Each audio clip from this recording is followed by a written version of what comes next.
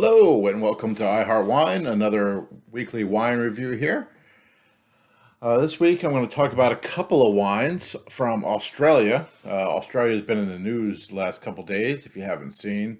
They're having some tariff trouble with China, so a lot of their wines are being blocked from getting into China, or they're being sold at ridiculous prices. So I expect to see a lot more Australian wine here on the U.S. market soon, although we are already the second biggest importer of Australian wines. All right, so today we have two Australian Shiraz. I know some of you have heard me talk about uh, Syrah being my favorite grape. So that is basically just the French version. In Australia, they call it Shiraz. So it's pretty much the same grape, although it does taste different, obviously due to the terroir in those two different places. So let's get right into it today. And don't forget to stick around to the end, tell you about the giveaway we're still doing, and maybe some other exciting stuff. So let's start first with the value product. So this is 19 Crimes Shiraz. And they get some terrific press around. This is $9.99, maybe $10.99 where you are. And so 19 Crimes is named after the 19 crimes you could commit in England to get yourself shipped off to Australia. It started as a prison colony, and so that's where they get it's a nice little history. There are actually 19 different corks that have the 19 crimes listed on them. And the other great marketing thing they do is these wine labels come to life. There is a app you can get on your phone, and those wine labels will come to life and talk to you and tell you about the crimes that they committed. So it's good marketing stuff. They also just signed a long-term deal with Snoop Dogg. They have a Cali Red, I think it's called, that's from has Snoop Dogg's face on it. Again, great marketing. Let's take out the wine.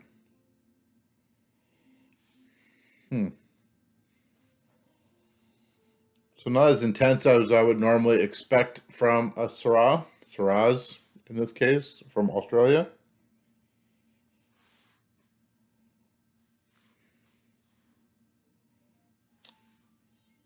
Little raspberry, plum, maybe a faint touch of chocolate underneath there, but a lot of vanilla. So according to their notes, this is 100% American oak. It doesn't actually say it's aged in a barrel. It just says 100% American oak. I would imagine there's a lot of staves or chips involved in this.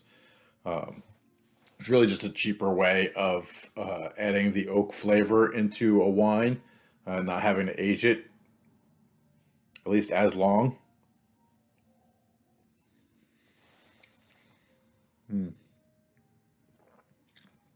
Yeah.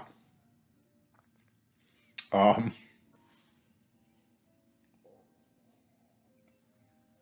yeah, that's a lot of that oaky vanilla taste. I don't know how much of this stuff they make. They make a lot of it, and it's mass produced, brought here to America, and I'm sure some other places as well. Uh, I just don't find this to be very palatable. Um, 13.5% alcohol. It's not well balanced. There's a lot of residual sugar going on in there. I couldn't find anywhere what the exact number on the residual sugar is, but there's definitely sugar in there. There's a sweetness to it. Um,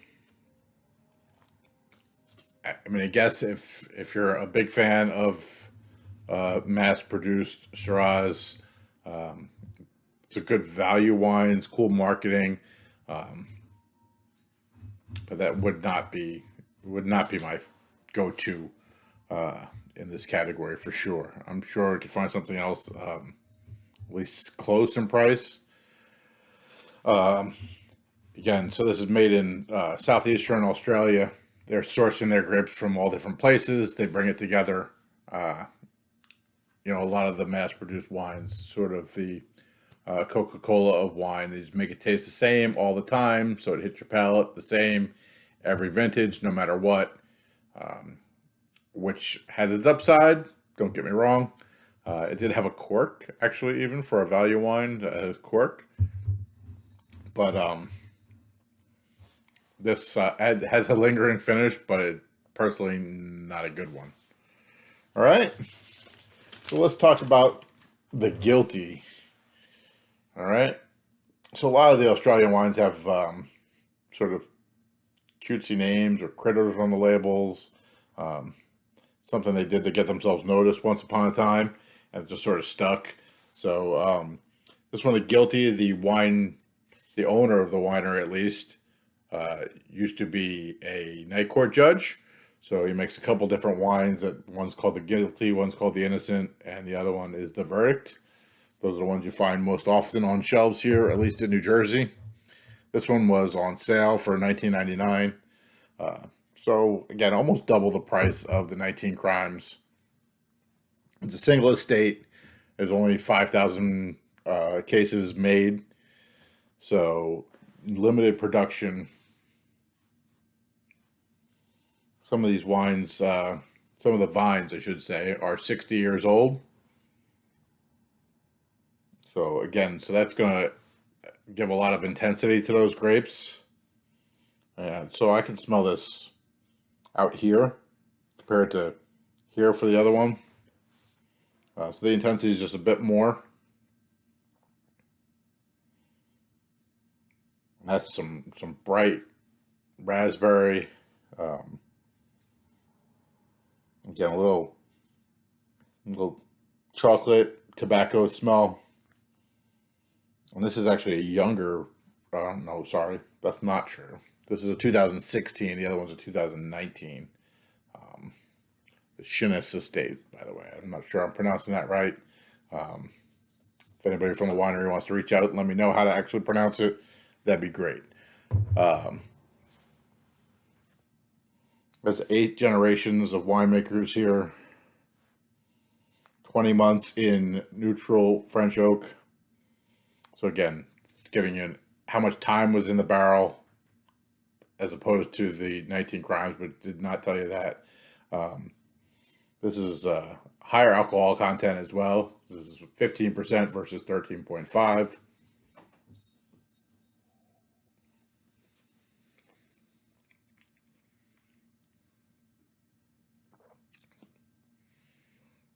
Much more balanced, obviously drier, which again, more my style. If it's not your style, completely understand. Drink what you like, not what you're told. But that is, you can definitely tell a big difference there.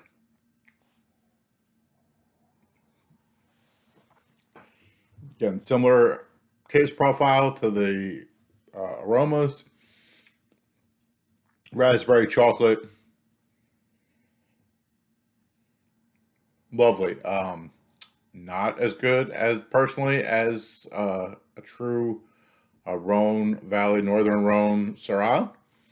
But this is very good and at a much better price, obviously.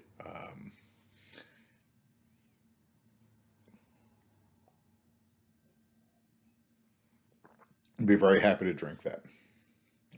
Much more balanced, tannins are finer.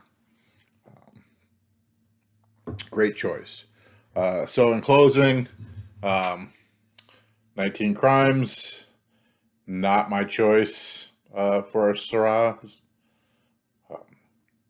But perhaps you will enjoy it, especially if you like something with a touch of sweetness to it. If you're more on the dry side, Guilty, it's highly recommend. Give that 4 glasses. All right, I'd be happy to drink that. Want to bring some over. All right.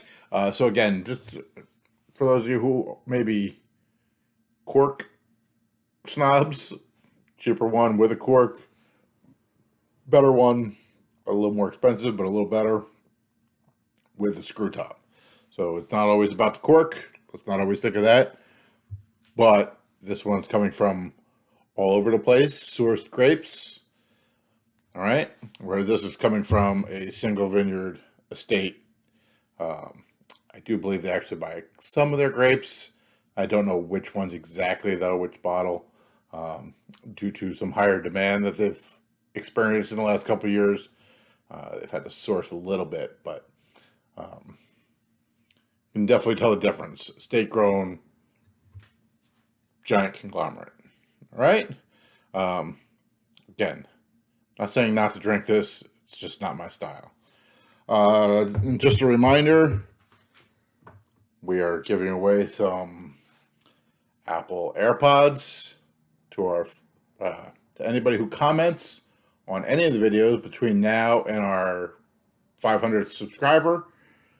We are not as close to the 500 subscribers I would like to be, so make sure we get out there, tell your friends, family, subscribe to the channel so that we can hit that 500 and I can give these bad boys away.